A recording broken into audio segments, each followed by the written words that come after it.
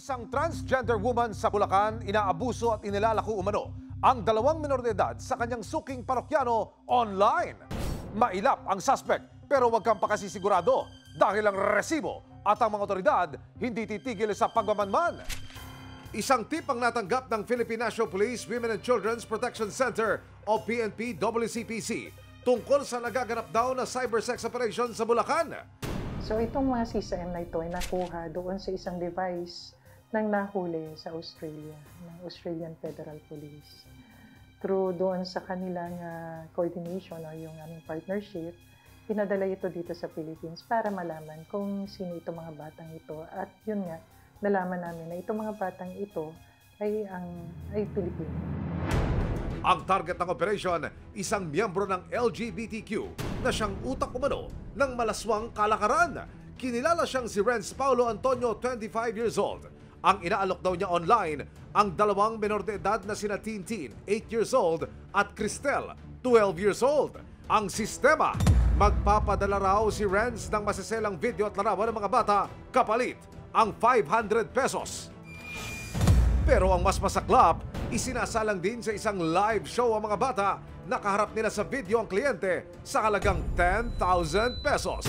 Usually, itong mga batang ito ay syempre kakilala nila yung facilitator nila.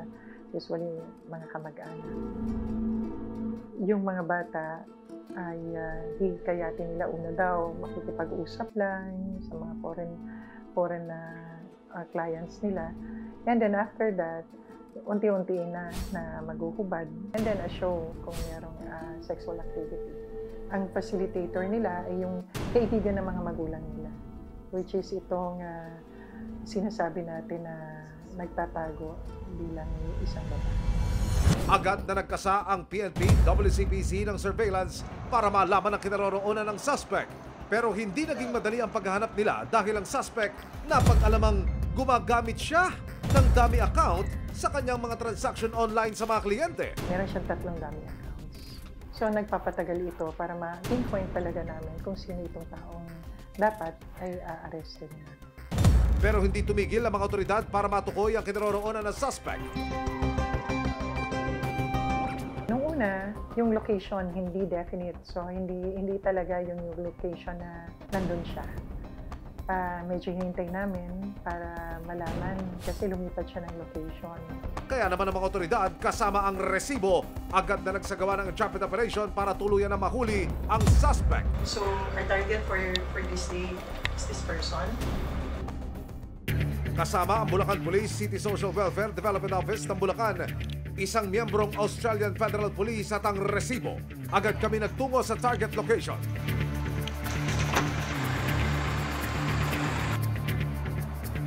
After ng pagbaba niya sa tulay kanan kayo, dito kayo sa likod pagpila. Ang magiging hudyat para tuluyang mapasakamay ng mga otoridad ng suspect, kailangang humarap online ng suspect sa mga undercover agent. Pero matapos ang isang buong araw na paghihintay ng mga otoridad, hindi lumitaw online ang suspect. Aba, talagang mailap ka nga ha? Abangan mamaya! Mahuli pa kaya ang suspect sa pagbebenta ng masiselang larawan at video ng mga menor de edad? Isang miyembro ng LGBTQ ang minanmanan ng mga otoridad sa Bulacan dahil sa di umano'y pagbebenta ng masiselang larawan at videos ng mga menor de edad. Ang inaalok daw niya online ang 2 menor de edad na sina Tintin, 8 years old, at Cristel, 12 years old. Ang suspect, sinasalang din daw ang mga musmos sa live show na kaharap ang kliyente. Kaya naman ang mga otoridad kasama ang resibo agad na nagsagawa ng traffic operation para tuluyan na mahuli ang suspect na kinilalang si Renz Paulo Antonio, 25 years old. Pero matapos ang isang buong araw na paghihintay ng mga otoridad, hindi lumitaw online ang suspect. Kinabukasan, hindi tumigil ang mga otoridad sa pagmamanmahan sa suspect at muling binantayan ang lugar ng suspect. After ng pagbaba niya sa tulay kanan kayo, dito kayo sa likod pagpila. For info, early 6 sir, nag-engage na po yung undercover natin sir. Waiting na lang po ng mga development sir. Okay, copy. Nag-uusap na yung ating undercover at saka yung suspect. Nag-chat na sila. Basta signal yung ating undercover na kung yung pag-asosyo ng mga suspect natin sa mga bata. So that's the time na papasukan natin yung bahay. Sa hudyat ng mga otoridad, sumugod na sila sa bahay ng suspect.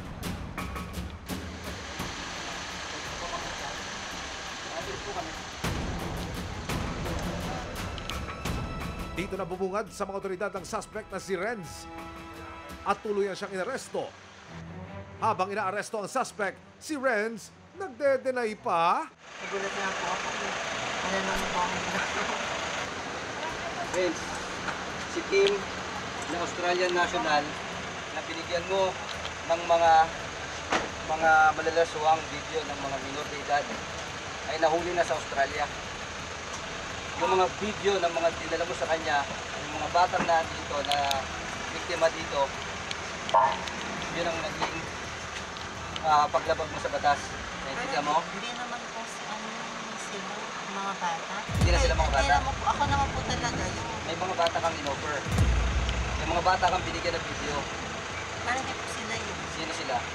Wala po sa ano lang po yun, sa may browser. Eh, sino yung in-offer mo dito? Wala po.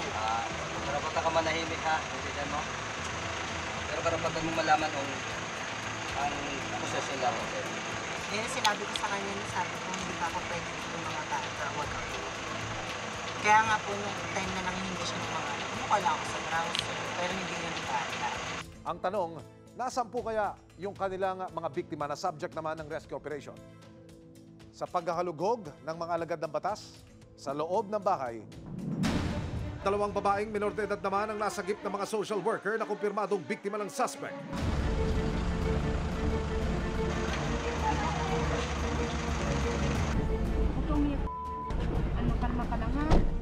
Confirm po, sila po yung nasa pictures at ito pa yung naproseso naman ng ating mga investigador at ng DSWD.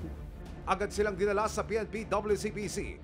Nakapanayam ng resibo ang suspect na si Renz. Alam mo ba kung bakit ka nandito ngayon? Sabi ko nila yung sabi or something. Pili ko dahil dito sa nangyari. Gumamit ako ng mga poster na bata. Poster na bata para mag-earn ng pera, makatulong sa kanila. Pero sasabihin nila na pinakikita ko sila or whatever na never kong ginawa. Pero sa mga resibo na nakalap ng PNP WCPC, positibong laman ng gadget ng suspect ang mga siselang larawan at video ang dalawang minor de edad na nasagip ng mga otoridad. Sa lahat ng mga suspect na aming nahuli, lahat sila nagde-deny. Wala naman yata yung suspect na hindi magde-deny sa ginawa nila at nakita namin kung paano niyang i-deny lahat kahit na meron na kami mga ebidensya. Siguro yung korte na lang magsasabi kung sino talaga ang kasalanan o ano yung dapat na bigay sa kanyang parusa. Sa pahintulot ng social worker, nakausap din namin ng dalawang minor de edad na nasagip sa operasyon. Nakilala po sa amin. Mga 29. Close kayo? Minsan po, inutusan po kami. Saan pumupunta? Wala po dyan lang po sa bad. Nakakarap si Renz Antonio sa kasong paglabag sa anti-online sexual abuse and exploitation of children at Anti-Trafficking in Persons Act of 2003 at Special Protection of Children Against Abuse. Ang mga nasagip na menor de edad, dinala na sa isang shelter para dumaan sa isang healing process. May paalala naman ang WCPC sa mga patuloy na nagsasagawa ng ganitong malalaswang gawain online. Kahit saan po, basta internet po yan, may mga paraan po ngayon na kayo ay talagang mahuhuli. Kung may mga activities po kayo na ganito, tigilan na po natin. At kahit ho ito ay matagal nyo nang ginagawa sa internet ho, hindi basta nabubura. Kaya pwede pa rin ho namin kayo makita. Ang mga ganito pong krimen ay talagang may nakalaan na parusa. At ito po ay no bail,